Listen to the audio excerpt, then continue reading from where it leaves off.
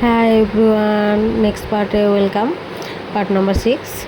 এখনও কিন্তু আমার ব্লগ শেষ হয়নি, তো তোমরা ব্যস্ততা হয়েও না আর রেগে যেও না যে আমি একটু একটু করে ছাড়ছি, কারণ আমি এডিটিং করার টাইম পাই না। যখন যেটুকু পাচ্ছি যেমন দেখো 2 দিন ধরে আমি একদমই এডিটিং যে করে ছাড়বো আমি একদমই টাইম পাইনি।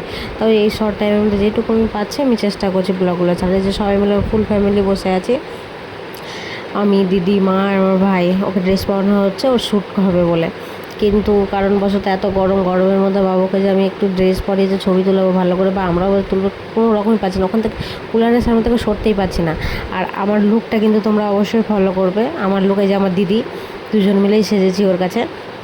খুব তাড়াতাড়ি করেও সেজে দিয়েছে, এত সুন্দর সাজিয়েছে। এর আগেও আমি তোমাদের সাথে ভিডিও শেয়ার করেছিলাম। আমার লুকটা আমি আমার ননদের বিয়েতে আমি সেজেছিলাম ওর কাছে, সবাই নাম করেছিল, আমার খুব ভালো লেগেছিলো। ওর সাজটা আমার খুব ভালো লাগে। আর এই যে দুই দিদুর মাঝখানে দেখো, দুই দিদুনের সাথে ওকে ছবি তুলেছি।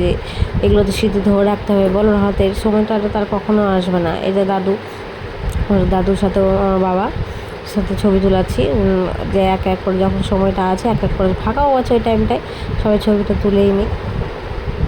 আর এই যে আমার ফুল লুকটা তোমরা এখানে দেখবে, আমার ড্রেস, আমার হেয়ার স্টাইল, আমার স্বাদ সম্পূর্ণ সিস্টারকে থ্যাংক ইউ সো মাচ আমার লুকটা। আর তোমরা কিন্তু অবশ্যই কমেন্ট করে জানাবে। আর তোমাদেরও যদি ইচ্ছা হয় ওর কাছে সাজানো, তো আমি স্ক্রিনে ও কন্ট্যাক্ট নাম্বার দিয়ে রেখেছি, তোমরা ওর সাথে অবশ্যই কন্ট্যাক্ট করতে পারবে। খুব সুন্দর সাজ, তোমরা যেমন ওকে বলবে তেমনই তোমাদেরকে ঠিক সাজিয়ে তুলবে। এখানে আমার পাপার সাথে ছবি তোলা হচ্ছে। একটু তাড়াতাড়ি করে পাপাকে ডাকা হলো যে তুমি এসে ছবিটা তুলে নাও, নাহলে পরে আরও হবে না, টাইম পাবো না আমরা। ও কান্নাকাটি করছে, ঘুমানোর টাইম হয়ে গেছে, রাত হয়ে গেছিলো অনেক। আর এই যে দাদা, ওর মাম্মাম, ওর বড় দিদা একসাথে তুলে আছে। আর পাশে দেখলে যখন টুলে বসে আছে, ও বড়দা ভাই তুলে বসে আছে। আর এই যে সবার শেষে ওর যেহেতু হাফান্দা হয়ে গেছে, দেখতে দেখতে তো 6 মাস কেটে গেল, কী করে সেটা তো আর বোঝা গেল না। এই গেলাম আর এই চলে নিতে গেছিলাম, আর এই তো হয়ে গেল দেখতে দেখতে 6 মাস।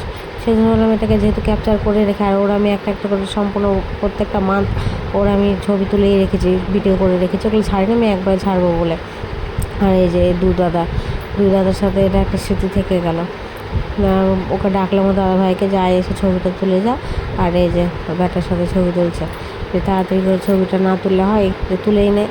ফাঁকা আছে এখন এই টাইমটাতে, যেমন ছবি তোলা হয়েছে।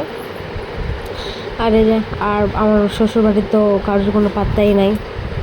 যদি ভিডিওটা দেখে থাকে তাহলে শুনতে গেলে যেন অবশ্যই এই কথাটা যেন শোনে, যে একটু আসবে ওখানে বাচ্চাটাকে ধরবে, আমরাও একটু যাবো, খাওয়া দাওয়া ওখান থেকে যাই, একটু ভিডিও করি বা কারোর সাথে কথা বলবো। কারোর কোনো পাত্তা নেই, আমার শ্বশুরবাড়ি একটা কেউ নাই।